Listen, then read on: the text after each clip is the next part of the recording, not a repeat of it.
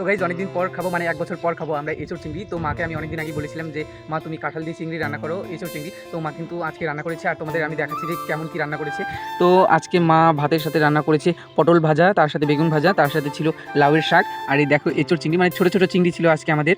এটা দিয়ে কিন্তু রান্না করেছে। সব কিছু দেখতে কিন্তু খুবই ভালো লাগছে। তো এবার আমি কিন্তু পটল আগে একটা খেয়ে দেখবো।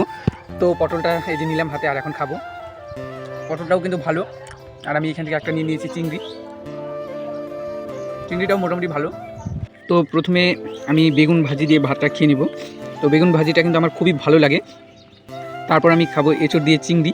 এবার আমি নিয়ে নিয়েছি, আর লাউ শাক দিয়ে খেতে কেমন লাগছে তোমাদের দেখাচ্ছি, মানে বলছি।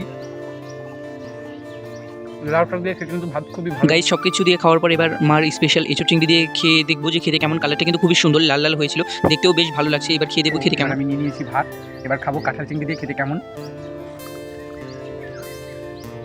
সত্যি কথা বলতে খেতে কিন্তু খুবই ভালো, আর চিংড়িটা দিয়ে তো আরও ভালো লাগবে, খুব টেস্ট হয়েছে। কয়েকদিন বৃষ্টি হওয়ার পর আজকে দিল রোদ, খেলাম এঁচোড় চিংড়ি আর খুব ভালো লাগলো খেতে লাগলো খুবই ভালো। আজকের মিনি ব্লগটা এটুকুই ছিল। Tata bye bye.